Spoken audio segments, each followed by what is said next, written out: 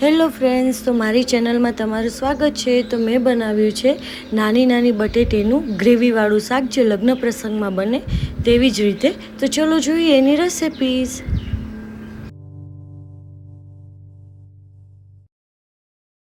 15 થી 16 બટેટી મેં લઈ લીધી છે।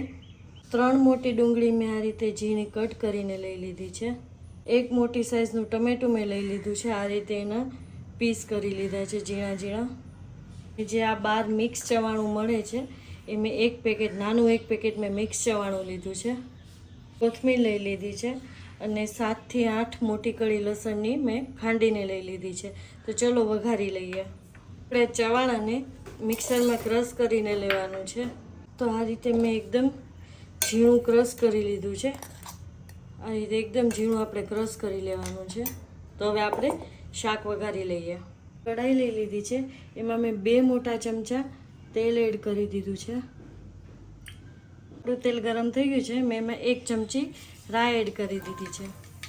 રાઈ તેલમાં એકદમ ફૂટી ગઈ છે, પછી મેં 1 ચમચું આખું જીરું એડ કરી દીધું છે। આખું જીરું તેલમાં આ રીતે બ્રાઉન થાય પછી મેં અડધી ચમચી હિંગની એડ કરી દીધી છે અને અડધી ચમચી મેં હળદરની એડ કરી દીધી છે। હવે આપણે ડુંગળી એડ કરી દઈએ અને હવે આને વ્યવસ્થિત મિક્સ કરી લઈએ અને આને તેલમાં સતળાવા દઈએ। 1 મિનિટ જેવું થઈ ગયું છે, ડુંગળીને સતળાવા મેં દીધી છે। એમાં આપણે લસણ એડ કરી દઈએ।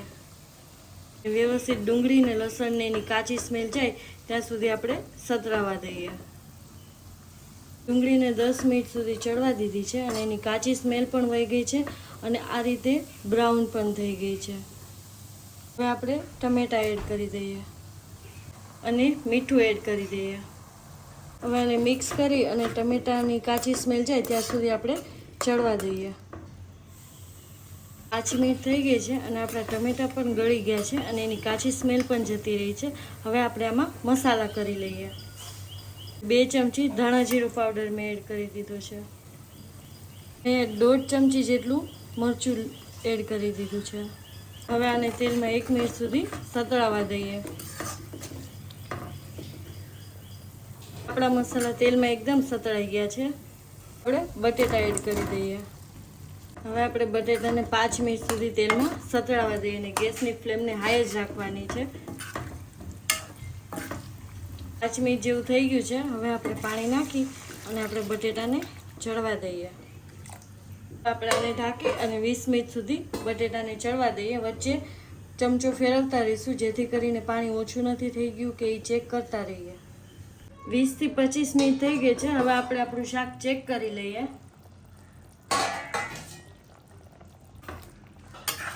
હવે આપણે બટેટાને આ રીતે ચેક કરી લઈએ છરીથી। એકદમ આપણા બટેટા ચડી ગયા છે, બફાઈ ગયા છે એકદમ વ્યવસ્થિત। આપણું બટેટું એકદમ વ્યવસ્થિત બફાઈ ગયું છે। ચવાણાને ક્રશ કર્યું હતું એ આપણે એડ કરી દઈએ। હવે આને વ્યવસ્થિત રીતે મિક્સ કરી લઈએ। આ રીતે આપણે જે ચવાણું નાખ્યું એ આ રીતે ગાંઠ ન રહી જાય એ રીતે આપણે એને મિક્સ કરી લઈએ વ્યવસ્થિત।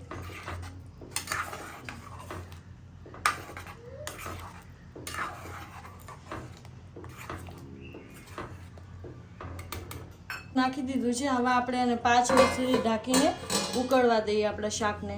આપણા શાકને 5 મિનિટ થઈ ગઈ છે, ઉકળી ગયું છે। આ રીતે એકદમ આપણો રસો ઘટ થઈ ગયો છે। આપણે આટલો પતલો રસો રાખવાનો છે, જેમ જેમ આ શાક ઠરશે તેમ તેમ આપણો રસો એકદમ ઘટ થતો જશે। શાકને કલર દેવા માટે મેં કાશ્મીરી લાલ મરચું થોડુંક તેલ ગરમ કરી અને એમાં નાખીને ઉપરથી મેં એડ કરી દીધું છે।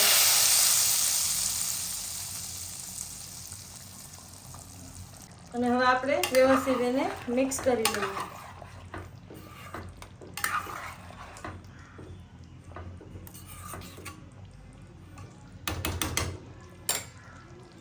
આપણું શાક સર્વિંગ માટે એકદમ તૈયાર છે। હવે આપણે કોથમીર એડ કરી દઈએ।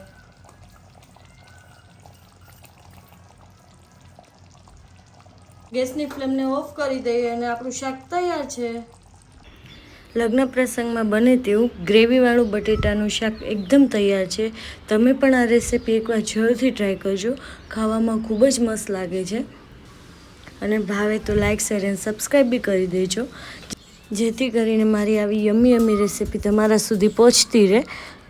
Thank you so much. 10 minute પછી મારા શાકનો રસો આટલો ઘાટો જ થઈ ગયો હતો, એટલે પાણી આપણે સહેજ વધારે જ રાખવાનું.